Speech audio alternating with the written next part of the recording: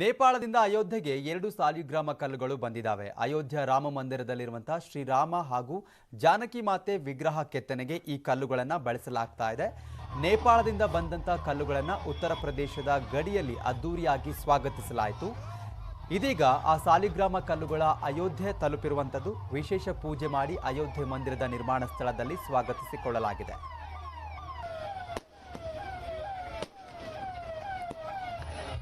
So ಈ ಒಂದು ಏನು ಸಾಲಿಗ್ರಾಮ ಕಲ್ಲು ಇದೆಯಲ್ಲ, ಇದು ಮೂಲ ವಿಗ್ರಹಗಳನ್ನು ಕೆತ್ತನೆ ಮಾಡುವಂಥ ಕಲ್ಲಿದು. ನೇಪಾಳದಿಂದ ಈಗಾಗಲೇ ಅಯೋಧ್ಯೆಗೆ ತರಲಾಗಿರುವಂಥದ್ದು 2 ಸಾಲಿಗ್ರಾಮ ಕಲ್ಲುಗಳನ್ನು.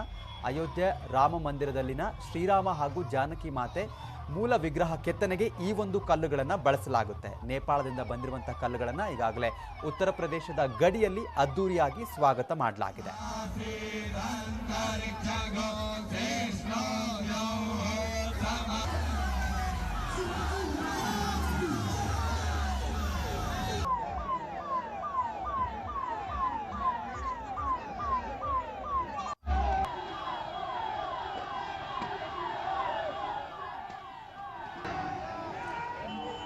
ಈಗಾಗಲೇ ಅಯೋಧ್ಯೆಯಲ್ಲಿ ಏನು ದೇವಸ್ಥಾನದ ನಿರ್ಮಾಣ ಕಂಪ್ಲೀಟ್ ಆಗುವಂಥ ಹಂತಕ್ಕೆ ಬಂದಿದೆ. ಈಗ ಮೂಲ ವಿಗ್ರಹಗಳ ಕೆತ್ತನೆಗೆ ಸಾಲಿಗ್ರಾಮ ಕಲ್ಲುಗಳನ್ನು 2 ಕಲ್ಲುಗಳನ್ನು ತರಿಸಲಾಗಿದೆ.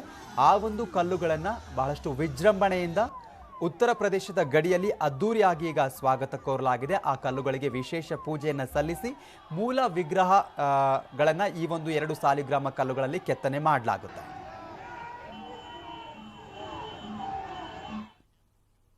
ಅಮೆರಿಕ ಅಧ್ಯಕ್ಷ ಜೋ ಬೈಡನ್ ಅವರ